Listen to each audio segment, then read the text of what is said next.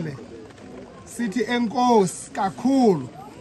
kuba kwezinye indawo kuyalilwa abanye abazali abantwana baba babuyi abantwana bayi-22 baswelekile esuthwini sinalo ngxaki ebuhlungu apha akho nto singayizamiyo kodwa apha emahlubini nabesuthu nisasigcinile isithethe namasiko enu nisakwazi ba abantwana niye phaya niyobagada nibajonge kuba eyona ngxaki esinayo phaya kukuba abantwana kukungakhathalelwa nantso into ebulala abantwana esuthwini ayikho enye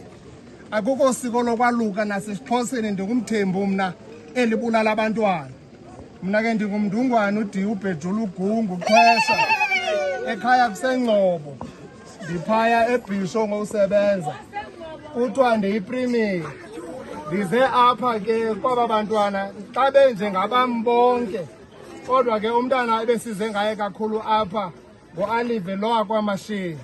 siyabulela ukubona abantwana benje abantwana befana abantwana belingana abantwana befundiswe ubudoda ukufundiswa kwabantwana ubudoda ayiyonto yohomba ayiyonto nje yoba kuhanje kuqhayiswa apha okokuba ndiyindoda indoda ngumntu oyintloko yekhaya kodwa umzi ngokamama inkosikazi ke ayiyo yekwekwe yeyendoda awuzukwazi uba nenkosikazi ungeyondoda ubudoda ke ayiko kuyohlala entabeni nasesuthwini kukufunda isintu nokuba kweli zinga ukulo unyamezela iinzingo zobudoda ubuye uzoba ngumntu ofanelekileyo phakathi kwabantu bale ndawo singabaleki apha xa sibona la madoda kuba kuthiwa kukho amadoda amatsha sibe nexhala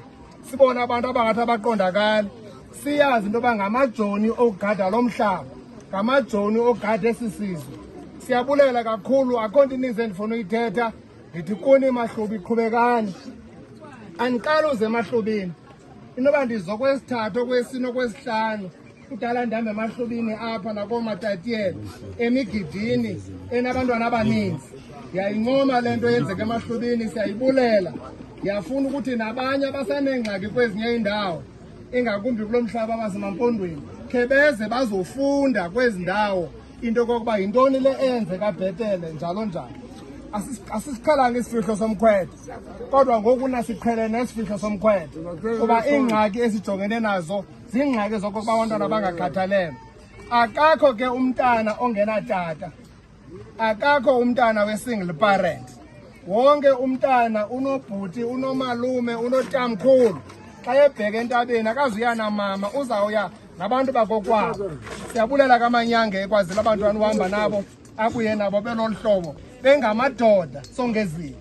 apha eprovinsini sinabantwana abaqabeleyo ku-30,000 ngesizini enye abaya esuthwini kwabo bantwana abanye baba babuyi abantwana usuka ngoku ngo-2016 uzothi ga ngoku abasweleke esuthwini bayi-300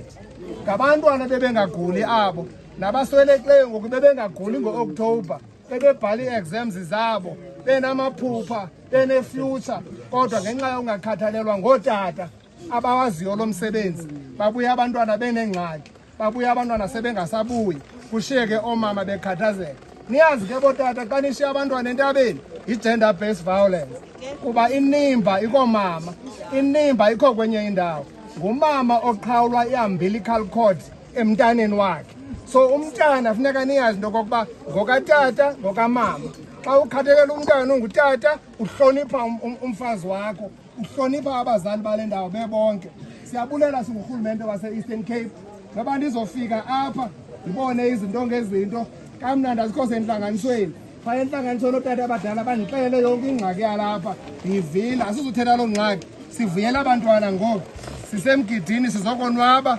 sizobamkela kuba bebuye ngolu hlobo babuye ngalo enkosi bazali enkosi boomama ngokuhombisa umsebenzi